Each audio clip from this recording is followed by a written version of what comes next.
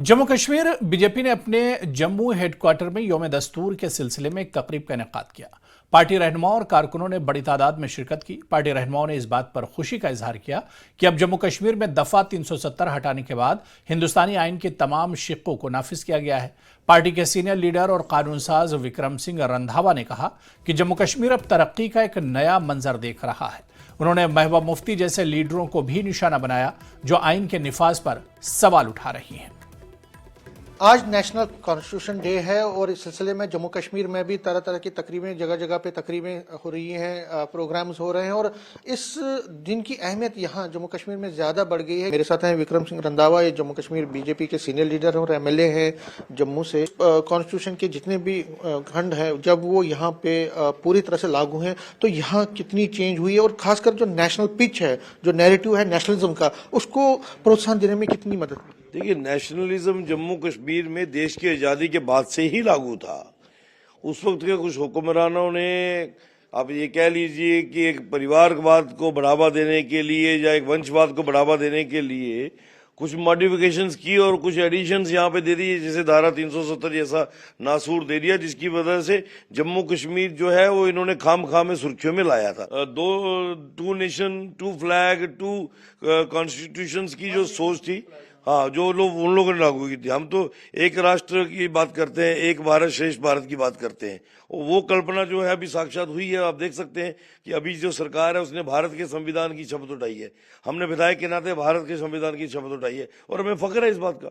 वो मैडम का तो राजनीतिक पशुपेक्षी यही है ना कि उनको जलती हुई में आग लगाने का काम करना है, जलती हुई में घी डालने का काम करना है। मुझे लगता नहीं है कि मैडम के स्टेटमेंट को ज़्यादा इंपॉर्टेंस देनी चाहिए।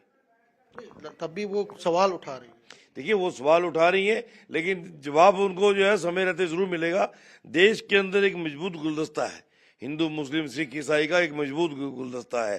कहीं पर भी किसी अल्पसंख्यक को खतरा नहीं है, लेकिन यहाँ पर भी कहीं खिलवाड़ होगा, वो चाहे हिंदू है, मुस्लिम है, सिख है, जो उपद्रवी होगा उसका कोई धर्म नहीं होता है। और उपद्रवी को वहाँ का लॉ एंड ऑर्डर को कैसे मेंटेन करना वहाँ की एडमिनिस्ट्रेशन बेहतरीन तरीके से जानती है। हुआ है न्यूज़ 18 जम्मू। जम्मू कश्मीर कांग्रेस ने यौम आइन के सिलसिले में जम्मू में पार्टी हेडक्वार्टर में एक तकरीब का इनेकाद किया।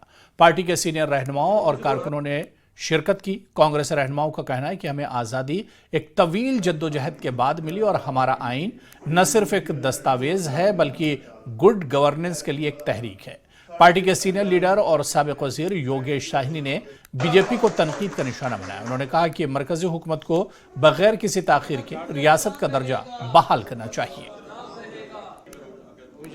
बीजेपी ऐसा क्लेम कर रही है कि दुगनी खुशी है कि आज प्रोविजन जो है धारा 370 हटने के बाद पूरी तरह से इम्प्लीमेंट हुए हैं। आप उस पर सवाल उठा रहे हैं, क्यों आप उठा रहे हैं और आपको क्या लगता है कि जो उनकी जो क्लेम है उसमें कोई दम है? उसमें कोई दम नहीं। मैं कहना चाहता हूं कि सबसे पहले कि ये संविधान की देन किसकी है? ये उन लोगों की देन है जो उन क्रांतिकारियों ने अपनी कुर्बानियां दी इस देश को आज़ाद कराने के मामले। और आज के दिन तो सबसे पहले तो उनको नमन करते हैं जिन शहीदों की बदौलत, जिन क्रांतिकारियों की बदौलत ये संविधान जो बनाया कांग्रेस ने बनाया बाबा भीमराव जी के नेतृत्व में, को जिसको लागू किया हिंदुस्तान के अंदर, और जिस तरीके के साथ भारतीय जनता पार्टी की सरकारें पूरे भारतवर्ष में और एनडीए की सरकार की धज्जियां उड़ा रही हैं इस संविधान की। और इसलिए राहुल जी ने एक बीड़ा उठाया कि इसकी संविधान की रक्षा के लिए चाहे मुझे कुछ भी करना पड़े, लड़ना पड़े, इस संविधान की हम लोग रक्षा करेंगे।